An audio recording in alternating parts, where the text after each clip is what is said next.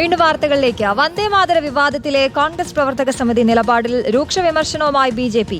കോൺഗ്രസിന് രാജ്യത്തേക്കാൾ വലുത് പാർട്ടി എന്നാണ് വിമർശനം.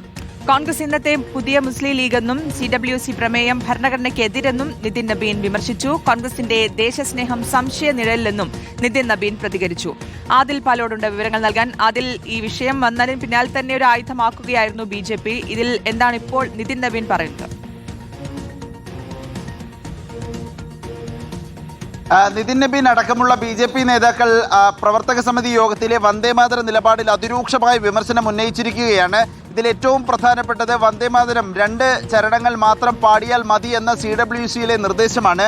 വന്ദേമാതരത്തിനെതിരെ വന്ദേമാതരത്തെ അപമാനിക്കുന്ന രൂപത്തിലാണ് കോൺഗ്രസ് സ്ഥിരമായി പെരുമാറുന്നത്. അതിരൂക്ഷമായ വിമർശനം.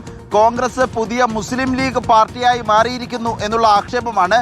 കോൺഗ്രസിന് രാജ്യത്തേക്കാൾ വലുത് പാർട്ടിയാണ്. ഭരണഘടനയ്ക്ക് എതിരായ പ്രമേയമാണ് പ്രവർത്തക സമിതിയിൽ പാസാക്കിയിരിക്കുന്നത് എന്നതടക്കമുള്ള വിമർശനം ബി.ജെ.പി. ദേശീയ അധ്യക്ഷൻ നിതിൻ നബീൻ തന്നെ ഉയർത്തുന്നുണ്ട്. ഭാരതമാതാവിനെയും സ്വാതന്ത്ര്യസമര രക്തസാക്ഷികളെയും കോൺഗ്രസ് അവഹേളിച്ചു എന്ന ആരോപണവും ബി.ജെ.പിയുടെ ഭാഗത്തു നിന്ന് ഉയരുന്നുണ്ട്. കഴിഞ്ഞ ദിവസം ചേർന്ന പ്രവർത്തക സമിതി യോഗത്തിലാണ് 2 ചരണങ്ങൾ മാത്രം പാടിയാൽ മതി എന്ന നിർദ്ദേശം ഉയർന്നത് വന്ദേമാതരത്തെ ചുറ്റിപ്പറ്റി. ആദിൽ പാലോടാണ് വിശദാംശങ്ങൾ നൽകിയത്. വിമർശനമാണ് ബി.ജെ.പി. ഉന്നയിക്കുന്നത്.